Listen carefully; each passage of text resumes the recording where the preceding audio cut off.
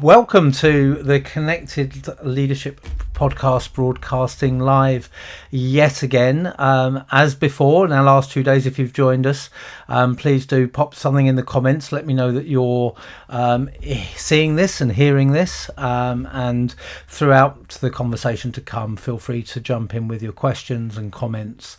It all keeps it flowing along nicely and lets us know that we're engaging with you as well. I'm really excited about the guest that I've got today. About 3 weeks ago, Ed,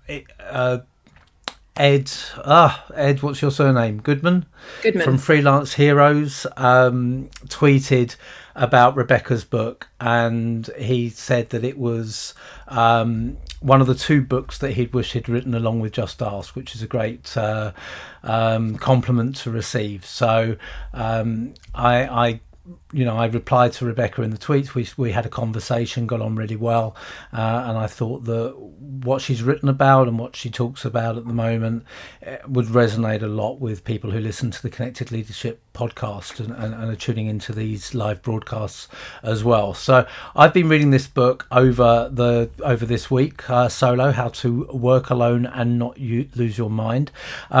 Rebecca had actually started working on this very much similar to me with Just Ask, had started working on it before we'd even heard of coronavirus and COVID-19, before the pandemic, with freelancers and solopreneurs in mind.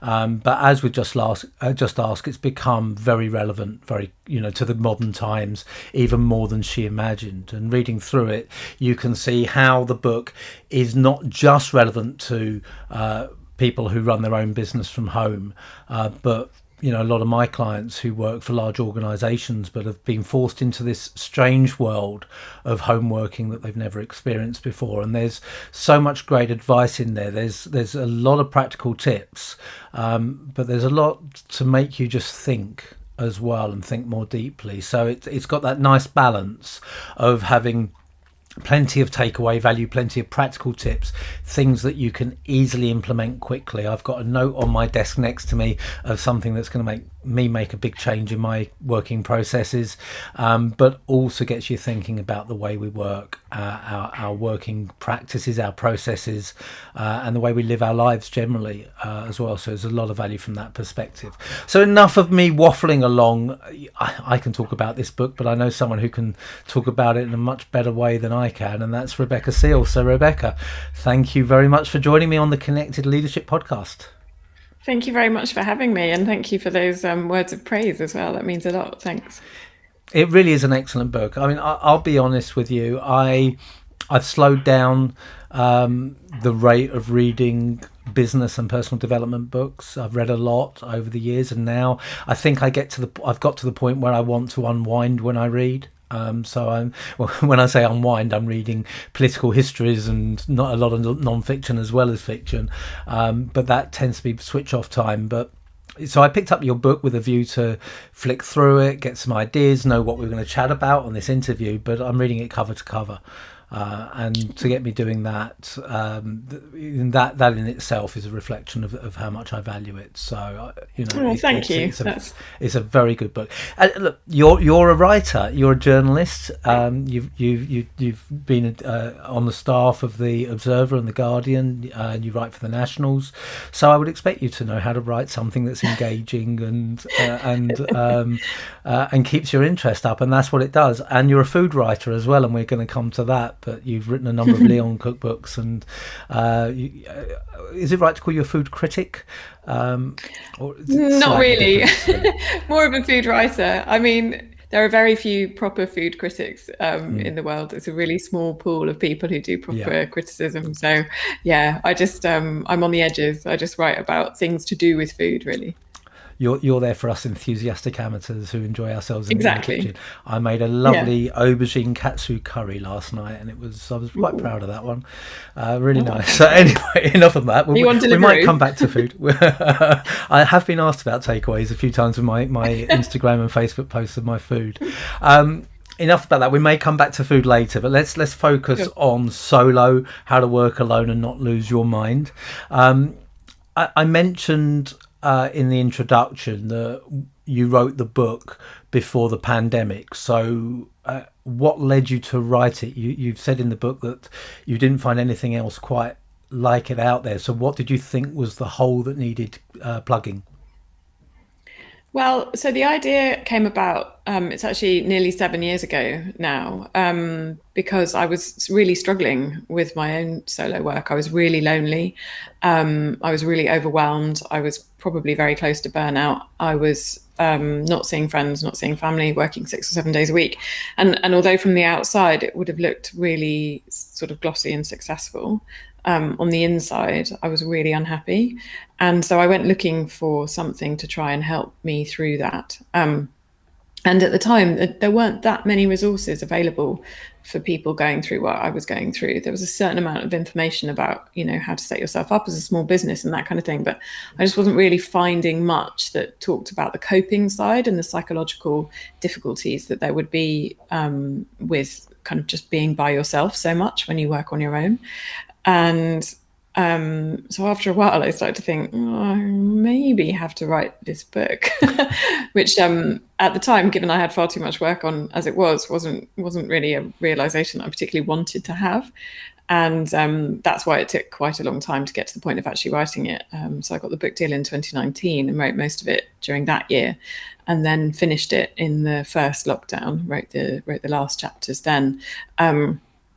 And that was a weird experience in and of itself, and not really what I was expecting. So, as you said in the introduction, it was very much intended that it would be a book for a few freelancers, some remote workers. We never thought it was going to be a book that sold loads of copies.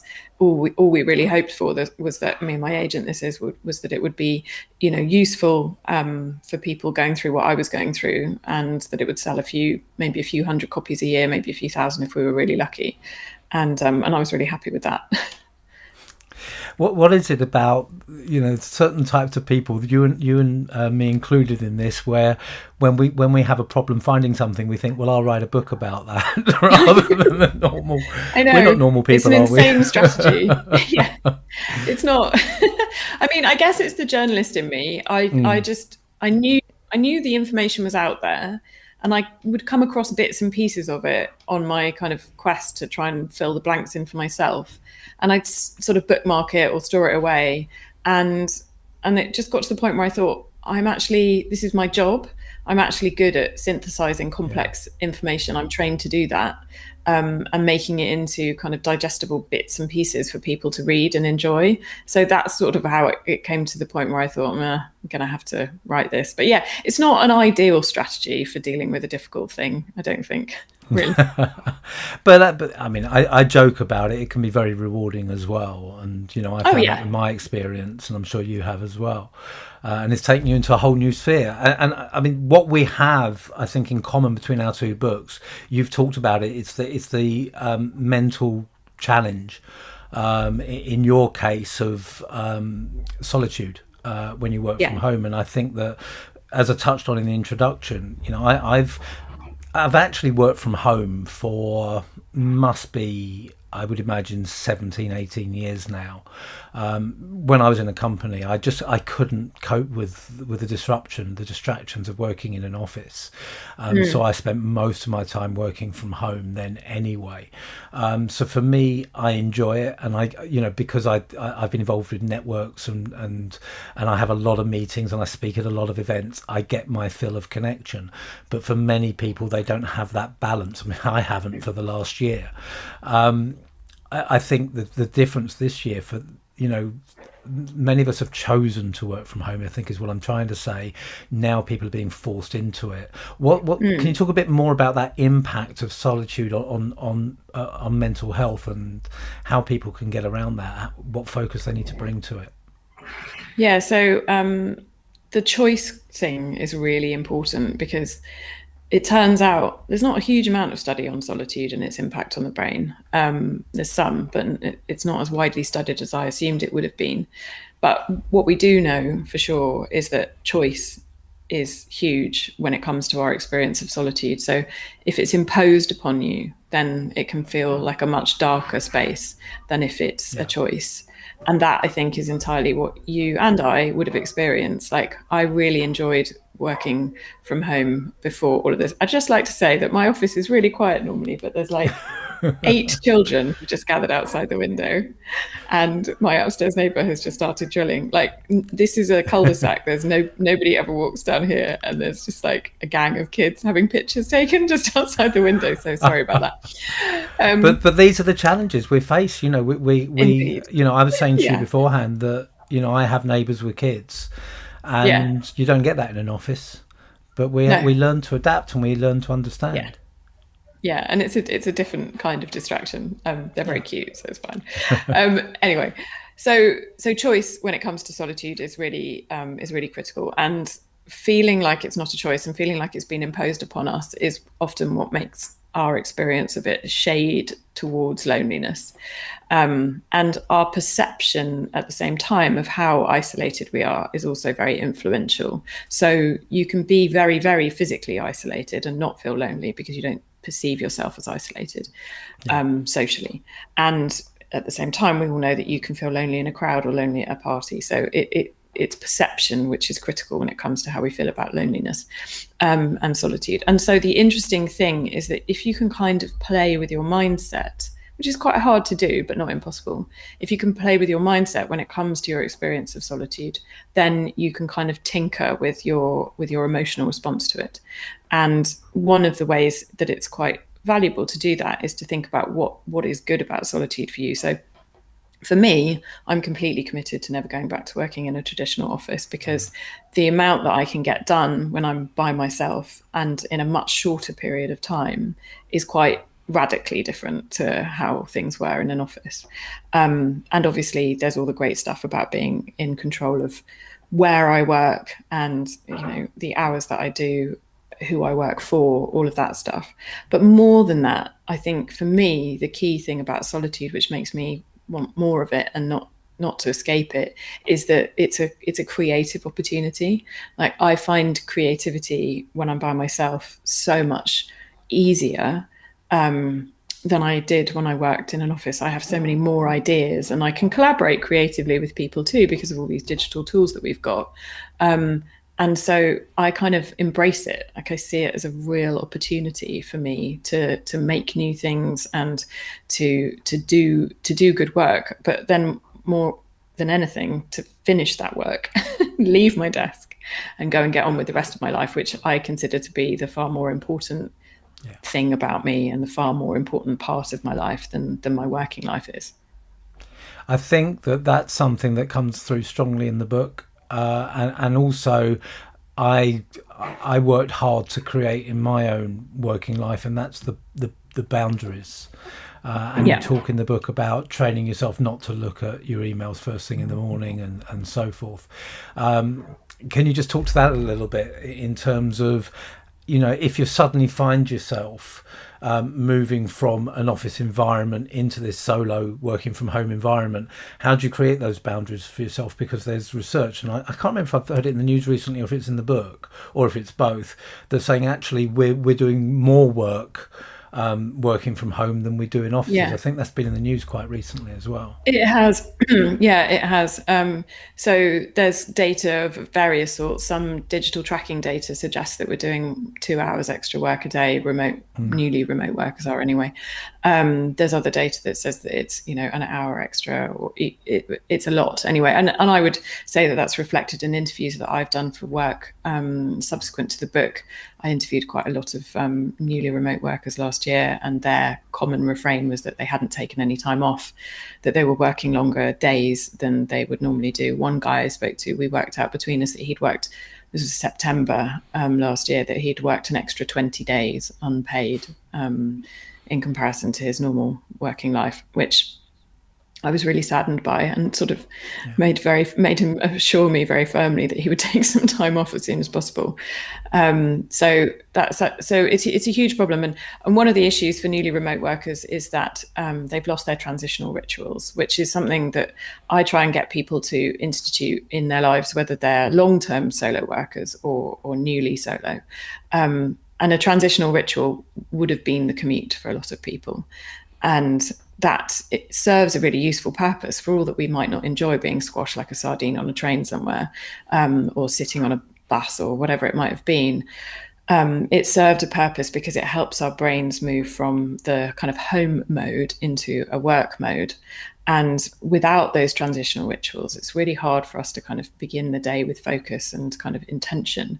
But there are things that you can do to kind of recreate them. And I don't mean walking around the block, although actually that is quite a useful thing to do, to go for a walk first thing. But you can do lots of other stuff. Like for me, I have 2 cups of coffee after the second one, decaf as it happens. But after the second one, that's time for me to start work. Like it's just a little ritual moment. I listen to particular things on the radio. If it gets as far as Woman's Hour, which starts at 10 a.m., then I know I'm overstepping, I'm late. And, you know, so we can set down markers of our own. I know some people who burn candles that they only burn when they're working.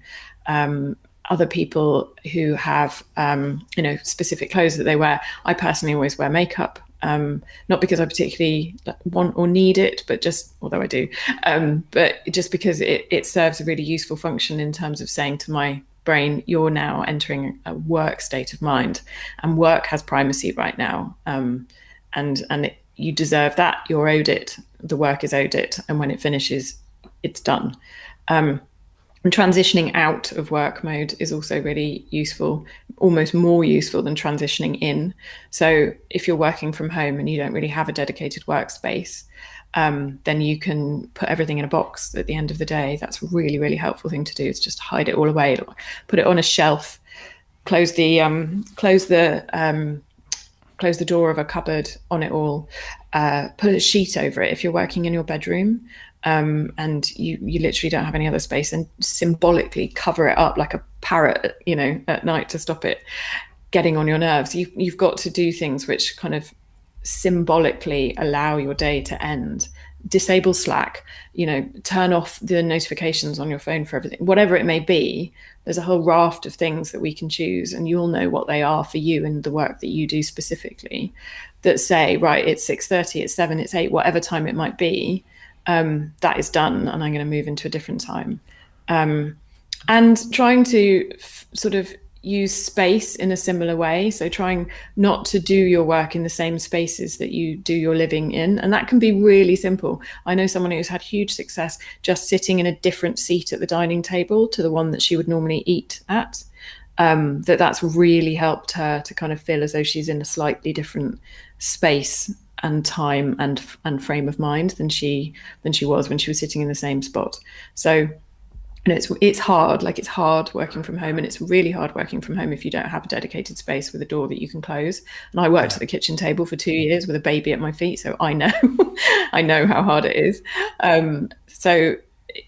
But there are things we can do that can kind of tweak our mindsets and help us through this really quite difficult phase. A lot of that resonates with me. You know, it's been harder in the winter partly because of a back injury and partly because of the dreadful weather and the dark mornings and nights. But I try and do a commute in the morning and a commute in the evening, which is a 30 to 45 minute walk, an hour walk, that demarcates the day for me. And what I noticed when I injured my back late last year, I couldn't sit at my desk. I was in so much pain, and I had to work from the sofa. And I found it so much harder to be productive. So that dedicated space, you know, just being in my lounge rather than my office made a huge difference. So that's key. Now, the focus of the podcast is professional relationships. Although if we've got an interesting topic, I'll let it flow. But I think in terms of what you're talking about, and you cover it in the book, personal relationships come into this as well. So, when you're talking about working from home and demarcating the right space for work versus home life, your personal relationships, your family come into that as well. And you had that conversation with your partner, didn't you, when you both started being in that space? And in fact, you tried working in the same office and that didn't work, and you came up with a list of rules. So can you just share sort of how you approached that together? Yeah, sure. I mean, the first thing that happened was that 2 weeks after we started working in the same room together, Steve told me I had to stop talking constantly, because I was so used to going from a newsroom where everybody was like blah, blah, blah, blah, blah, blah, idea, you know, like just so chatty. And I just took that into the space that we were sharing. And he's a photographer who was used to real quiet so that he could kind of get his head down and do his post-production work. And then I sort of crashed into his space all babbly. So that was challenging. And then the thing that happened subsequently was that we both got to a point where we were working too hard, and work was too kind of too front and center in our lives, and we weren't getting any of the good things in the rest of life, and not enough sleep, and you know, all of that kind of stuff. So we decided that we would make some rules, which we stick to even now. This was like 8 years ago probably. Where we don't talk about work before breakfast. We don't talk about work after 8:30 p.m. We don't talk about work or do work at the weekends. And that, just those sort of simple rules have been really, really helpful. You can break them, but you have to kind of do it with permission. We call it playing a card. I don't really know where that came from, but so you can, once a month, you can work at the weekend, and once a week, if you have to, you can work in the evenings. But that doesn't ever happen really. I mean, it's super rare, like a couple of times a year probably, because it just gives you that sort of circuit break before you make a poor decision, because you have to justify it, not just to yourself but to someone else. So there's like an external accountability thing going on. We've also had to work really hard not to become colleagues. That was one of the reasons why we needed to kind of put a limit on our work conversations, because at that point we were working together as well. I'm, as you say, a food writer, and I write cookbooks, and he's a food photographer, so he does the photography for my cookbooks. I think we've done like 9 together now. And we were also, at that point, I was writing a column for the Evening Standard, which was about restaurants, and he would photograph all the restaurants every week as well.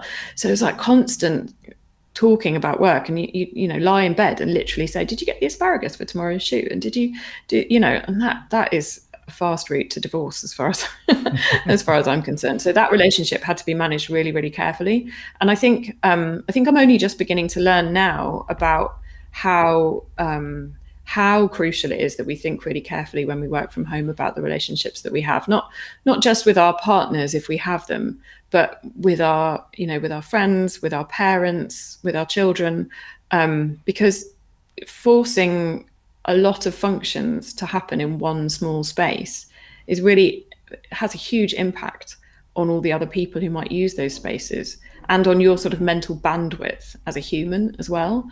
And so I think we have to pay attention to that stuff in a way that we may not have appreciated that we need to before. And I think I was beginning to grasp that when I wrote the book, but I think I'm understanding it more and more now that we have had a year of this kind of weird experience that we're all going through.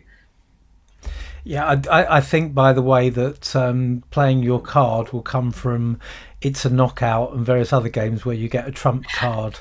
Yeah. That you could get double your but points. Why we started saying it, I have no idea. It's just like such a random thing. Steve must have more of an 80s memory bank than you. You're far too young. Possibly. No, I'm not, but thanks very much. Comes from my childhood. Just before we go on to the next question, if anyone is tuning in live, do let us know and put some comments. You've all been so verbal and sending loads of questions and comments the last 2 days. Maybe it's a Friday afternoon thing, but do pop those in the comments if you do, and I'm keeping my eye open for those. Let's move along from personal relationships to the professional relationship side. And in the book, there's a couple of things I want to look at here. So let's start by, in the book, you talk about the importance of communities for solo workers. Now, if you're in an office, you've mentioned the newsroom with the chatter around you, you have a community built in for you to tap into. And you know, I haven't worked in a big office for over 20 years now. And to be honest, I don't miss it that much, but I've replaced a lot of that in other communities. What I do miss, I think, is Friday evenings after work at the pub, and Friday lunchtimes at the pub, and in some jobs, Monday lunchtime, Tuesday lunchtime, and so on as well. Journalism. Yes. In journalism, I'm sure, as well. But I think that as a solo worker for so long, and then someone who worked in small offices, that is something that has definitely been lacking from my life. How do you replace those communities as a solo worker? Let's talk about in non-pandemic times. First of all, we can touch on pandemic after, but you wrote this book without the pandemic in mind. So how does a solo worker generally replace those communities? To speak as though it was not a pandemic, how lovely. um, so, I mean, in hindsight, it feels really easy now to say all the things that you could do because back then they felt quite hard, but now they feel like things that we would all rush madly towards being able to do. So I think there's a number of things that we need to do. Firstly, we need to take responsibility, right, for saying that we have to build our own communities, and if we don't have one, then we have to find one, and that we need one. And just doing what I did 6 or 7 years ago and kind of ruining the fact that I didn't have a good community and just feeling sad about it isn't enough. It's really hard when you're lonely to reach out for people, but that is the only way through it. So we all have to do that, and I know how hard it is because I had to really struggle. One thing we can do is think about the ways in which we are connected, the existing connections that we have. So I like to help people to think about the way that their solo work isn't really solo. It's a slight irony to the title, but none of us are actually working in complete isolation. And we're all connected, via our clients. We have colleagues of a sort. For me, it's other writers, it's publicists, it's press officers, it's my agent, it's the editors that I write for, and all of those people. But it's also the people who facilitate what I do and allow me to do what I do, and allow my husband to do what he does too, which that includes the people who clean our studio, the people who clean our house, the people who do my hair when I go on television, these huge networks, the people who look after our kids, all of whom are individually really, really important people to us and really valued, and a part of this kind of invisible community, this network. I mean, it's not invisible, but it's not the same as when you go into an office, but it does exist. We are enveloped in this community, and you can strengthen the relationships within that. And it's important, I think, that we do that as much as we possibly can. But we can only do that if we recognize that it exists already. So you can kind of, I was going to say exploit, that's a slightly negative word, but you can kind of make more of the existing connections that you have. And then you can also seek out connections. So I think one of the things that the pandemic has made quite relevant is sort of networking organizations and kind of mentoring and buddying opportunities. I think people are kind of more open to engaging with that stuff at the moment because there are so few other options. But I, for example, have been mentoring a journalism graduate over the last few months to try and help her get into work. She just asked me. She just emailed me, and we happened to go to the same university, but sorry, just hit my microphone. But 20 years apart, so we don't have any kind of common ground in that sense. And I really hope I'm being useful for her. But we have to ask. We have to just keep asking. We have to say, like, can I, maybe not in such open words, but can I have a relationship with you? Can I deepen the relationship that I already have? Can I help you with this? Can you help me with that? And kind of weave these threads around ourselves to help us stop feeling kind of lonely and isolated. I literally just used the title of your book in what I was saying. Yeah, absolutely. Just ask, and don't don't wait for people to come to you. One of the things that really came out for me in writing Just Ask, well, I tell the story in it of when I made the commitment to ask for help, or to be more honest about what was happening in my business. I bumped into a speaking buddy of mine in a private members club in London, and he said, "How's business?" And actually I said, "Well, actually it's not that great at the moment." And he was, "Oh my God, I didn't know what's happening." And I told him I got 2 referrals from him in the next 2 weeks, and he had never referred me before. And I mentioned this to him a couple of years later, and he said, "I said you'd never referred me before, and suddenly there were 2." And he said, "Well, I never thought you needed it." Yeah. And so when we refrain from asking people and taking the to being proactive in the way we taking the initiative is the phrase I was looking for. When we're reticent about taking the initiative and we hope other people will, everyone's wrapped up in their own world. Doesn't mean they don't want to be there for you or have a deeper relationship with you or share more with you, but sometimes you've got to be proactive about it. Yeah, I totally agree. You have to engage with it, and I as I said earlier, it's so hard to do when you feel kind of crushed by your position. It's so hard, and we're kind of, society, sort of socio-culturally taught to make as though everything's fine, and social media doesn't help with that as well. The lesson that we get over and over again is that we should show off the best bits and hide all the bad bits. But what I've been quite amazed by in publicizing the book is that the bit that people seem to connect with over and over again is the bit where I talk about how bad it was and how lonely I was, and how things looked great from the outside but were terrible on the inside. And people have, I don't know, they've just really taken that. And I get messages a lot from people saying that they feel really sort of validated and really seen to know that other people are having that experience. And that was kind of a by the by for me. I did it because I felt like I needed to explain why I was writing the book. I didn't do it because I wanted to try and validate other people's experiences, but I'm incredibly glad that I kind of accidentally did that. Yeah, it makes such a difference to people to know that they're not alone, because when we're struggling with something like that, we feel like we're a loser. We feel like there's something wrong with us. And when we find that actually it's quite common, and people we admire and look up to struggle with it, something I talk about as well, it makes a huge difference. Yeah, I felt so much guilt. Sorry, just to say one last thing about this. Like, I felt so much guilt for not enjoying what I had.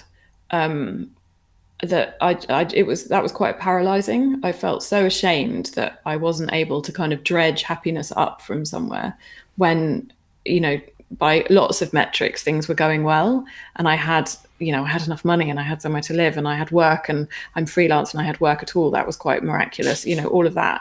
And yeah, I found that a very painful experience.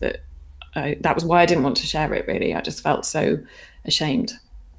Well, let me ask you this then. Having been through that and having that awareness now, have you been back in that position, and have you handled it differently, or do you think you would next time it came along?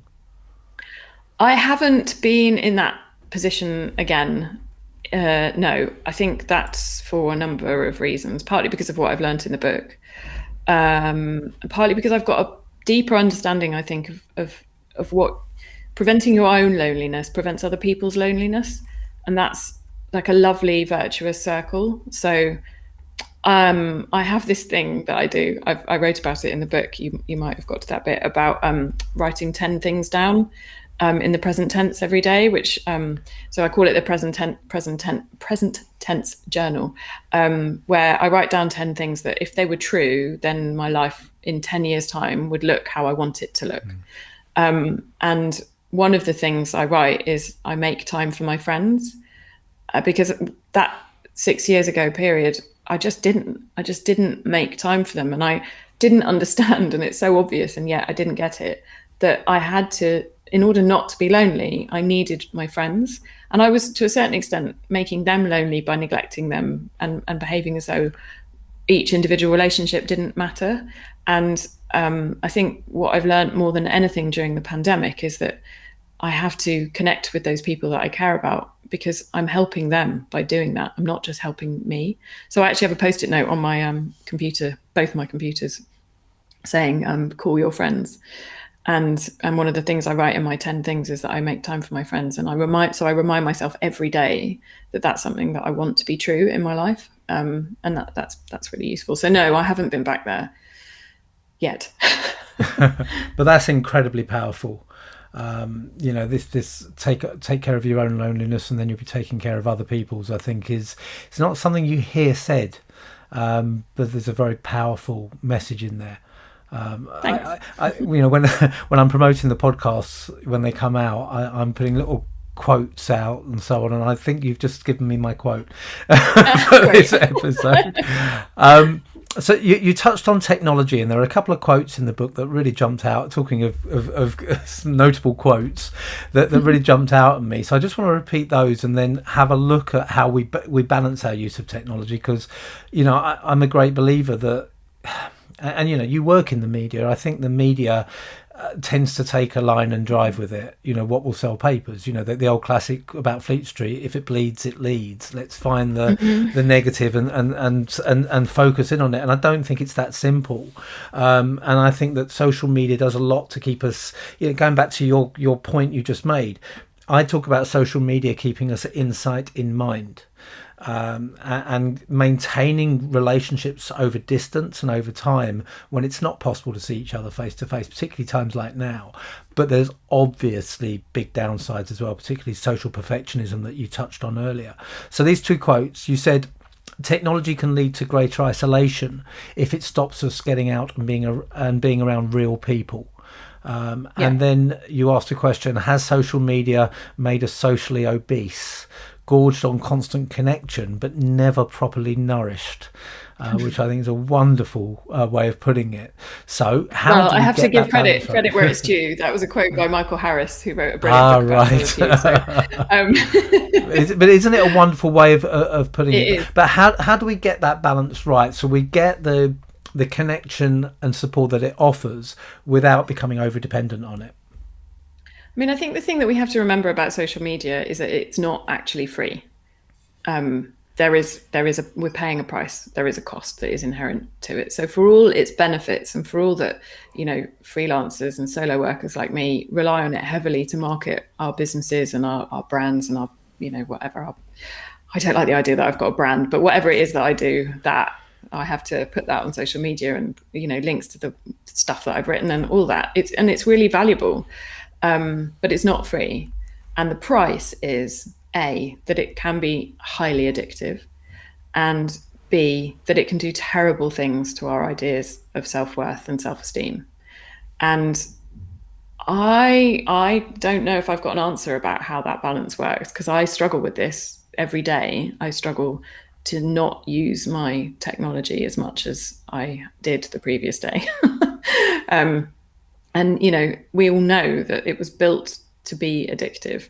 It was built to keep us on for as long as possible. But what I don't know is quite so well known is that it can make us feel really bad. So social comparison through social media is a really, really insidious and dangerous thing. And almost regardless of what you're following, our brains can find a way to make us feel bad about our own lives. And one of the pieces of research I came across when I was writing the book, which I found really fascinating, was that even if you're following somebody you consider to be aspirational, and fitness influencers were particularly used in this research, you think you're following somebody who's going to help motivate you to do great things with your life, but actually you're following somebody who makes you feel worse about either your life or your body or both. So it's a trick that was never intended to be played on us, but nonetheless it is a trick which is being played on us. And that's why I think we have to remember that none of this comes for free. As regards to whether we're socially obese, I do think that that's true. Michael Harris, his book is really brilliant, called Solitude, and it's about his attempt to try and navigate whether it was possible to ever even experience solitude in the modern era. And his argument was that social communications and kind of digital communications as a whole were like empty calories flying around, and that we weren't getting the deep personal connections that we really needed. So while I agree with you that we are in sight and in mind when we're on social media, and that can be really, really useful, particularly now, I do think that we can lack the deep social connection to nourish us. I really do. I worry about that a lot, and I worry about what it means for the next sort of generation of kids who are growing up without any notion that, I'm old enough to have not had a phone when I was a teenager, and I'm old enough not to have had a computer at home, so it's different for me. I can imagine that, I can remember that, but I worry because these tiny little bits of information that we get, these little blurts, these little sets of words that we, the WhatsApps and the Snapchats and the whatever it might be, they're not enough. They help in terms of connecting us, but they're not enough. That's not what we're built for. And we're not built to look at each other on screens. We're not built for two-dimensional communications. Like, we've had no time to catch up with the radical changes that have happened in digital communications. From an evolutionary point of view, we haven't even caught up with print. Like, we couldn't even deal with the level of data that we were getting before the internet and before the computer. Yeah. Like, our brains were simply not able to handle the amount of information that washes over us every day, even before the digital world. Now we are overwhelmed in the most profound sense.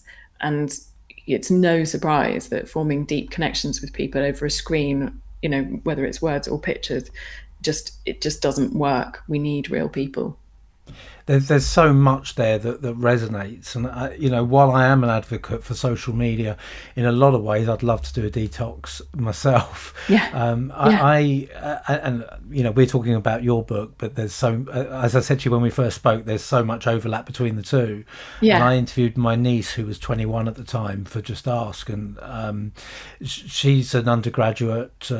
She was in her first year, and she was working with some of her fellow students on a project about, was her generation the loneliest generation? And there was a lot of interesting research that they'd conducted about that, and that they'd explored about that topic. And one of the things she said to me was that her generation has got used to communicating by messaging, and they don't know how to hold a real conversation. And she said one of the things is that when I'm speaking to you, there's no backspacing. There's no correcting something if you're not quite happy with it.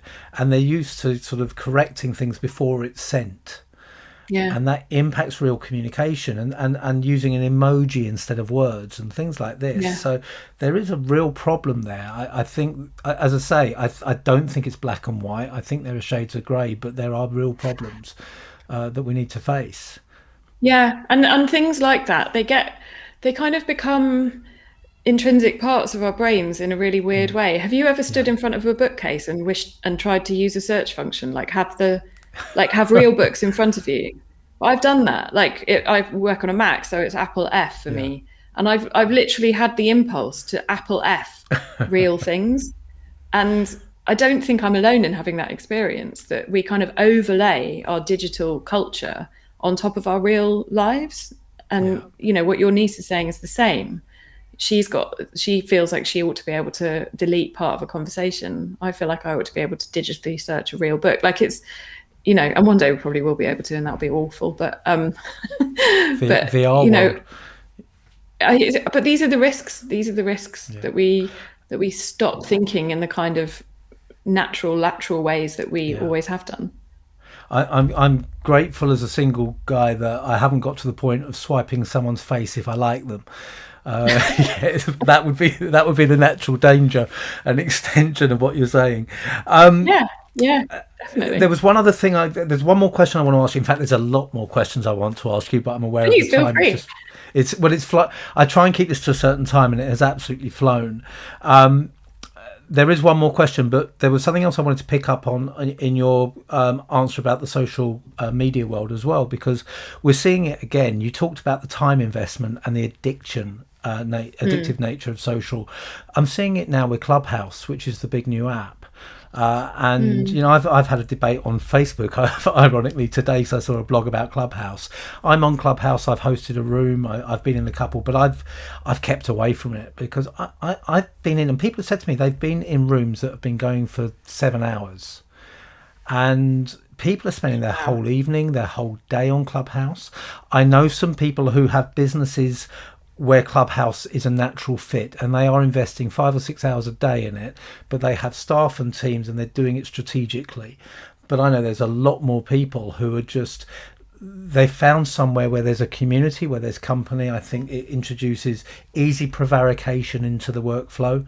Feel like you're doing something. I'm marketing myself, but you're just listening into conversations and chatting. And I just think Clubhouse, I don't know if you've explored it yet, but I think there's a real danger with Clubhouse. I think so too. And I mean, I think it's a really interesting one, because I think social audio is going to become a massive thing. It's not going to be the only place where you can do it. I think there's Twitter Spaces, isn't there? and there's various other things that are coming along which are going to kind of fold into that sort of social audio side of things. I think it's really interesting that it's launched at this particular moment when people are craving actual conversations. Yeah. And I think there'll be some really, really interesting research to be done on what the impact of it is as a non-visual medium in terms of loneliness and connectivity, and whether people do feel sort of strong senses of community because it's audio and there isn't the opportunity to delete, go back and kind of polish and hone, and people will make kind of spoken mistakes and it will be a bit more real. I haven't yet quite understood its sort of allure, let's say, but I think that might be because I haven't quite worked out exactly how to use it. So I haven't been in any rooms yet where I've thought, oh, I really want to stay here. I keep dropping into things and thinking, huh. You didn't come into the room I hosted, did you? No, I didn't. I've only been on it for about 4 days, so it's really new. But I just think, again, we have to remember that this stuff that appears to be free isn't. And there will be a cost, there will be a price.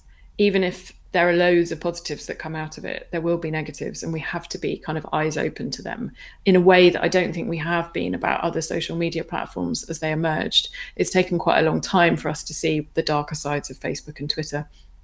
And I think, for example, and I think hopefully that because we know more about that, we'll be a little bit less likely to go, oh, it's new, it must be lovely, like we did, in the early 2000s.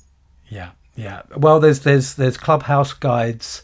I seem to be seeing how to use Clubhouse guides from every other person in my network at the moment. So, well, please send me one. I haven't got a clue.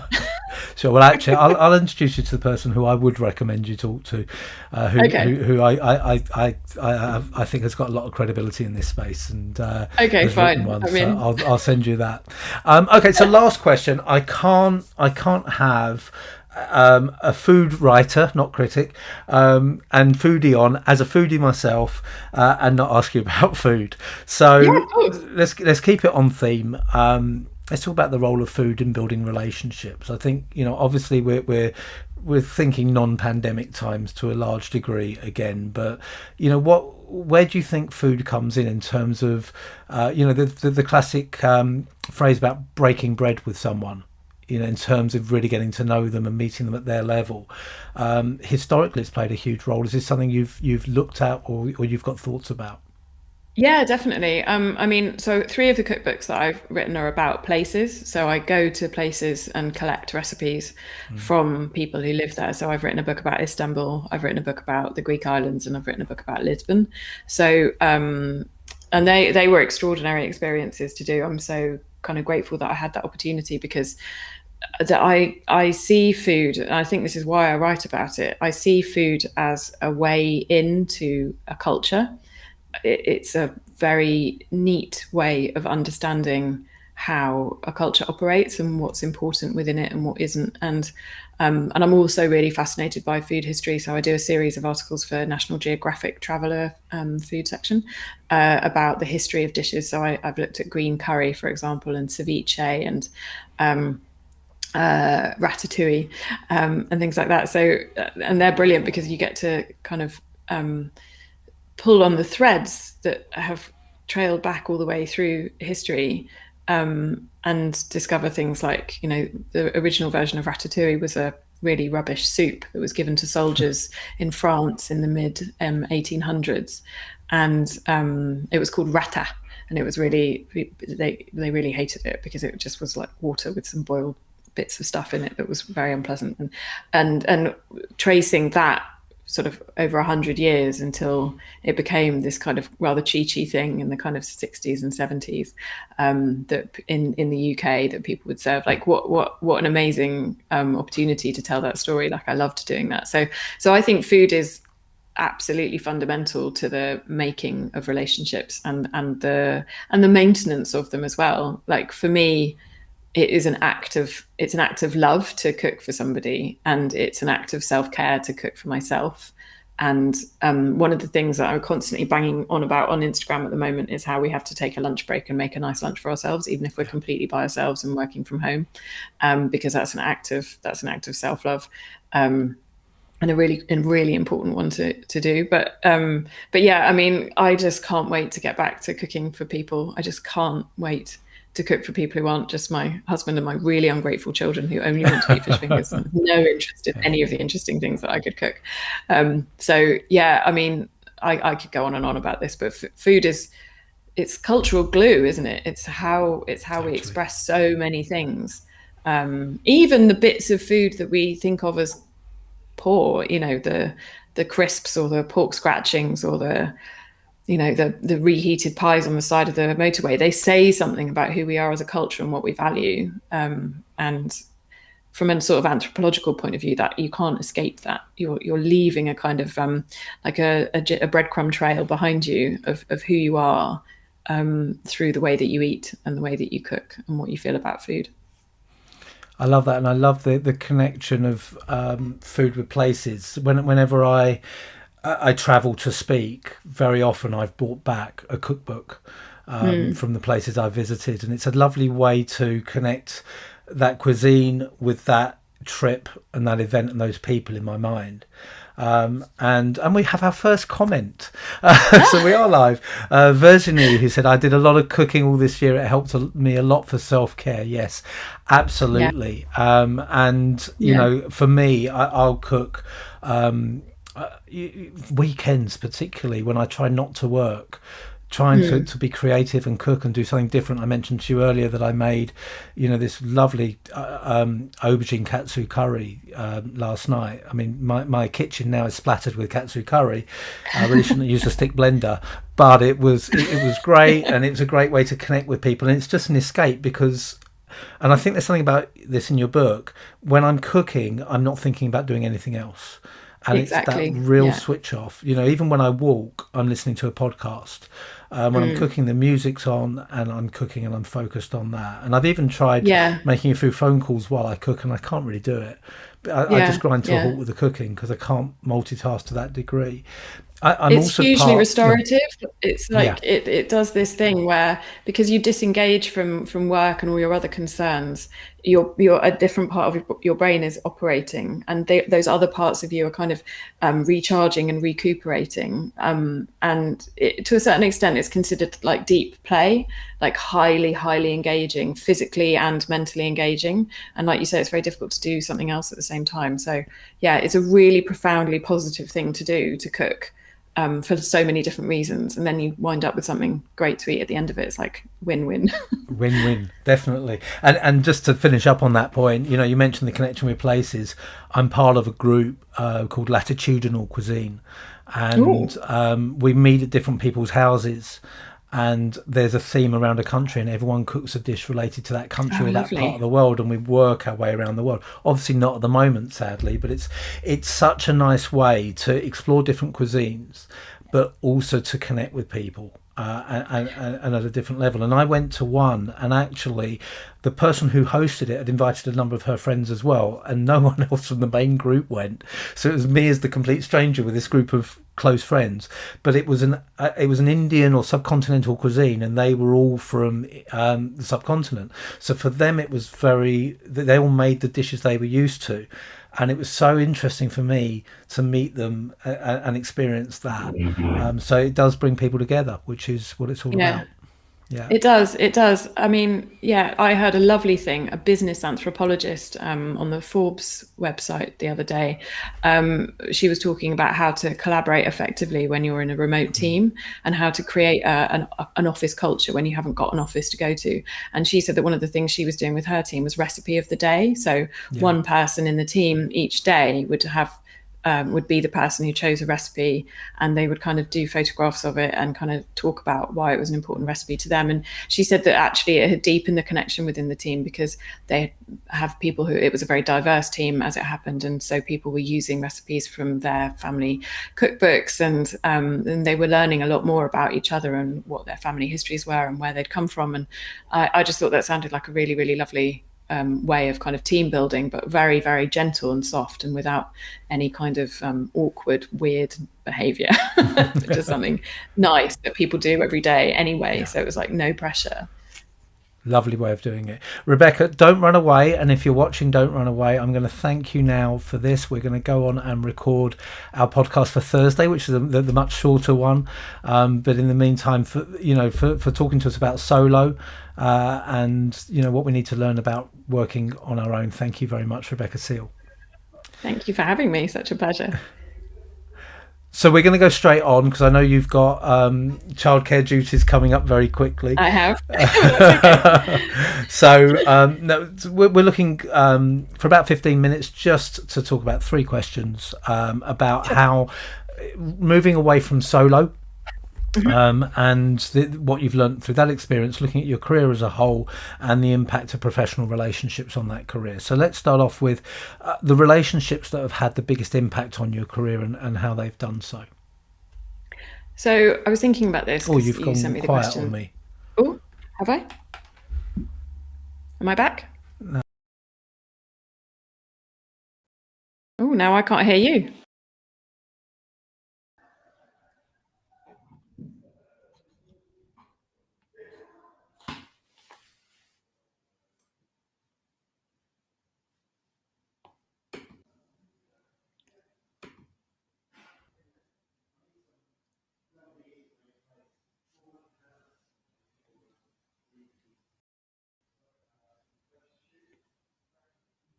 I think everything's connected here.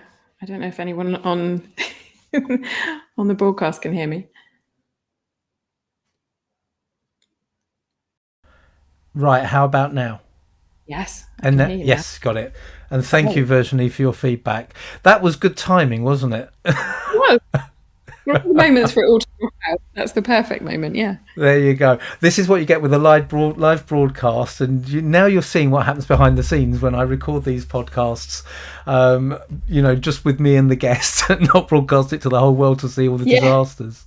But I can't believe that happened in between the 2 interviews. So let's start again. Because I'm aware of your time. Professional relationships that have had an impact on you in your career, which are the biggest ones, and what sort of impact have they had? So I really enjoyed thinking about this because it's not something that I often kind of consider. And so the person who probably had the biggest impact on my career as a whole is a woman called Nicola Gill, and she was the editor of the first newspaper section that I got work experience on at the end of my second year at university. And she then went to work at Observer Food Monthly a couple of years later. And I went on to do more work experience for her before I ultimately got a job. And then I worked for her for 6 years at the Observer. And she, I was thinking, I don't know if I've ever said this to her, and I probably should, but she kind of taught me everything I know, really.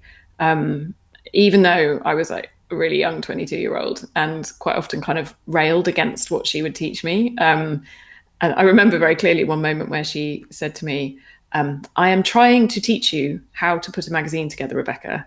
And, because I was being bolshy in some way. So I'm really grateful for her, because I think without that connection, I'm not sure how much of my career I'd have, really. Those small moments that happen very early in your career. And when you're older, I'm nearly 40 now. When you're older, you can look back and think, oh, that was really crucial. That was really, really critical. So that relationship was really, really important. The other 2 relationships, one is a kind of, I hadn't realized until literally just now how important it is. But I made friends with a guy called Elliot Sanderford while I was working at the Observer. He was a PR for restaurants at the time. He's now director of communications for the Jumeirah Hotel, the new one that's opening in London. And he has we're still very close friends, but he's just always supported my career in a way that was kind of above and beyond. So when I first went freelance, he recommended me for a role at Soho House, a freelance editing role at Soho House. And I ended up working for them for 5 years as their food and drink magazine editor in a freelance capacity. And that was huge. Like, I had no freelance experience at that point, and he really, really backed me. And because he was their PR, and he kind of, again, I'm not sure if I've ever sort of told him how grateful I am for that, because he didn't have to do that at all. And I'm not even sure that he knew how good I was or wasn't at that time, but he did believe in me for some reason. And that, so that was quite life-changing, because it meant that I started having a regular client about 3 weeks into working freelance. So I never really had a moment at the beginning where I didn't have any clients. I did have a moment subsequently, just after coming back from maternity leave, where I didn't have any clients. So I don't want it to sound like I've had it dreamy all the way through. I have had moments where I've had no money and no clients. But yeah, so that was, he's been an extraordinary kind of almost silent mentor. Like, he's just gently pushed me in the direction of doing things. So I'm really grateful for him. And then the other is my agent, who has been with me for about 17 years, despite the fact that for the first 10, I didn't really do anything of great import or interest. Maybe not 10, maybe 8. It took me a really long time to get to a point where I was doing television and doing books, and he kind of carried on, listening to my off the wall ideas and replying to my emails, and generally kind of absorbing the early stages of my career, and again, presumably having a sense of belief that I would in the end do something. I remember having lunch with him at Brasserie Zedel, I don't know, 8 years ago maybe, when he said, you are the kind of person who will write a book which is really important. And this was way before Solo was conceived of or anything. I was, all about writing cookbooks at that point. And I remember thinking, how am I going to write a cookbook that's really important? Like, that's rare. So, yeah, I feel quite lucky, incredibly lucky, to have people who have kind of believed in my capacities, even when I couldn't imagine what they might be. And I don't know if Solo is the book that he was talking about, but it feels a bit at the moment like it might be. It feels useful, and it feels helpful, and that's kind of all I ever wanted to do with my writing. So those are my 3. There are many other really important people, but those are the ones that kind of first came to mind when I was asked your question. I think that Solo is an important book, and I wouldn't rule out the fact that cookbooks can make a big difference to people's life as well if it gets them. You're right. We've talked about the power of food as well, but I would also urge you not to consider that it's your only important book, because there's still plenty of time to write a whole series of books that have impact. I'm not done. Don't worry. Excellent. The key thing, one of the key things that ran through those was, and it's come up in interview after interview on this podcast, is people showing faith and showing belief in us and the impact it has on our career. And it's so nice to hear you say you hadn't thought about the impact they've made until now, and maybe it's a good exercise. I know we've got Faye listening, who's a brilliant coach, and this sort of thing that Faye would really relate to. Maybe a good exercise to sit back and list the people that have made the biggest impact on our lives and reach out to them and thank them, because I don't think we do it enough. To show gratitude, particularly years down the line when the moment seems to have passed. No, and I will tell you a brief story about a time I did do that, and I'm so grateful that I did. I had 2 teachers at my school who helped me immeasurably when I was being bullied, one of whom went the extra mile and did something which resulted in him not being very popular with the other teachers, because he did something, he slightly broke the rules basically, but he was he knew that if he didn't do that, I would leave the school and I probably wouldn't come back to school at all, because the situation was so kind of intolerable at that point.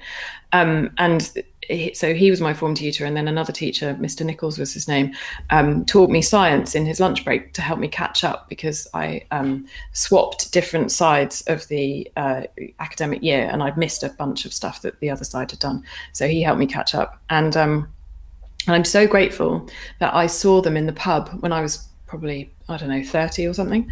I saw them in a pub in Oxford where I grew up, and I got the chance to say to both of them, you changed everything for me. Like, I literally wouldn't be where I am now because, without what you did. And I am so glad I said that, because Mr. Nichols died not that long afterwards. He was very young, and it was a real tragedy.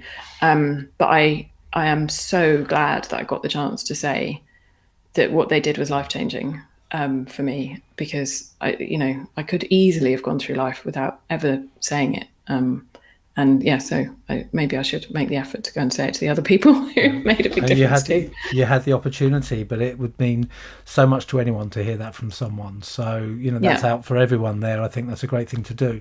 So off from all this spiritual loveliness, let's talk about where relationships went wrong, and what you've learned from the experience. Yeah, so I think one of the big things that I've learned is that because I've got quite extremely high expectations of myself, I can put that onto other people very, very easily. And I worked on a project, I won't go into too much detail about exactly what it was, but I worked on a project a few years ago where I had a collaborator, and I put a huge amount of pressure on her to be me, basically. Yeah. And she couldn't, obviously, because that's ridiculous. And I think I made it quite a miserable experience for her. And I didn't do what I could have done, which would be to offer my kind of knowledge and expertise in a kind of teaching sort of way. I just imposed really, really high expectations on her. And I've repaired the relationship subsequently. I hope I'm working to do that at the moment. And it's important that I carry on doing that. But I think that's the biggest one, where I wasn't kind, and I wasn't thoughtful. I was stressed. I had too much on. I was trying to do too much, and I put all of that onto somebody else, which I think is such an easy thing to do. It's such a human thing to do, but I still feel quite guilty, and I just feel like I let down the whole sort of setup. Ultimately, the work got done, but it just every time I look at it, I remember that I wasn't the best version of myself for it, and I feel really sad about that. And if you compare that to the people that made the positive impact on you, you can see the difference in the way they engage with you and how you engage with this person. And I think that's why I asked this question, is if we can identify those traits that make the biggest impact on us, then we can seek to make those on other people, which is key. Yeah, absolutely.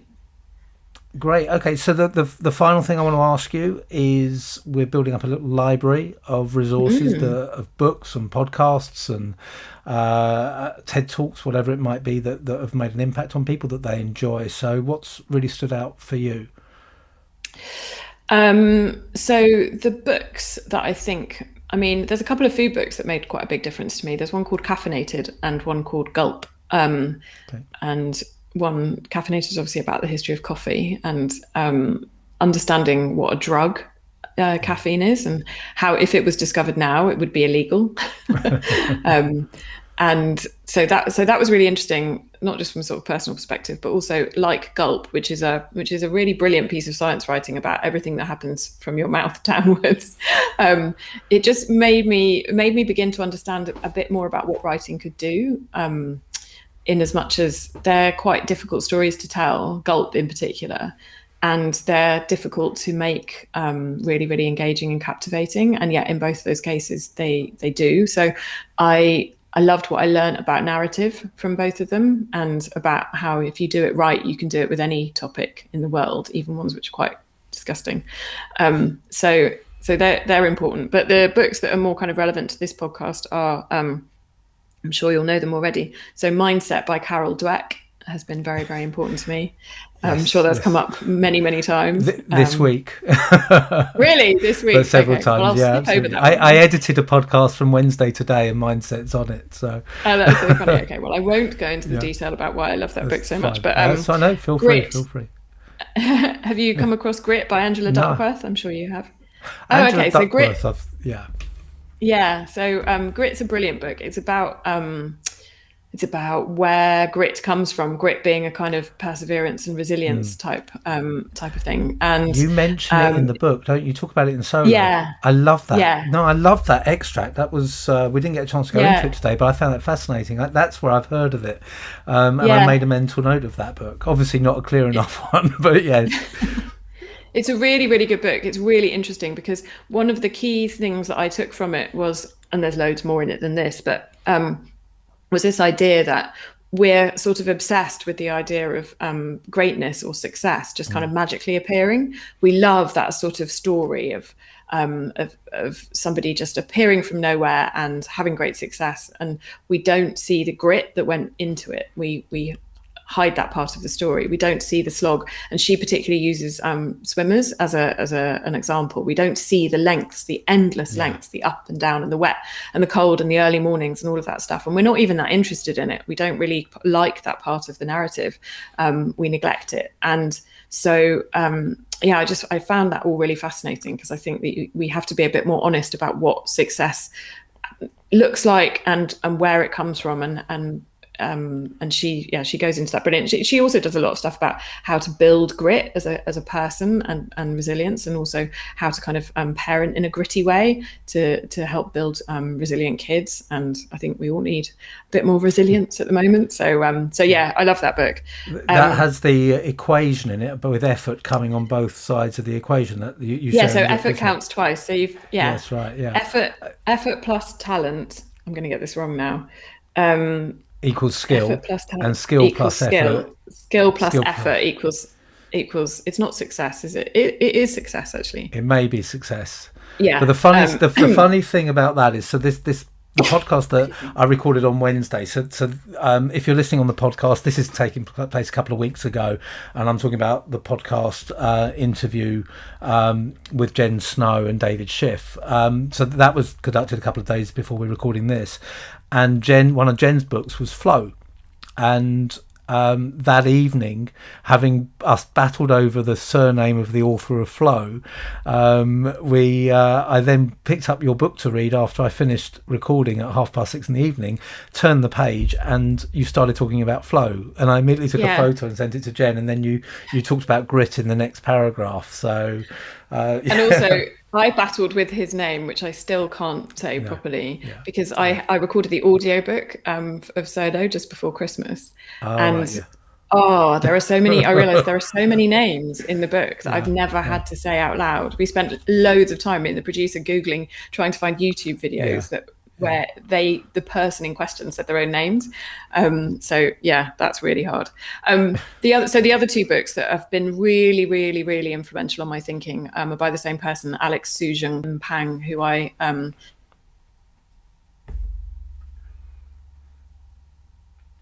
is ASK Pang, at ASK Pang, and he wrote two books. The first one was called Rest. He's actually written several, but the ones I like particularly are Rest: Why You Get More Done When You Work Less, and Shorter, which is a kind of a manifesto for businesses to move towards a shorter working week. So it's more kind of aimed at the corporate side of things. And they are just brilliant books. They are researched to the kind of end of time. They are so dense with information. They're so persuasive.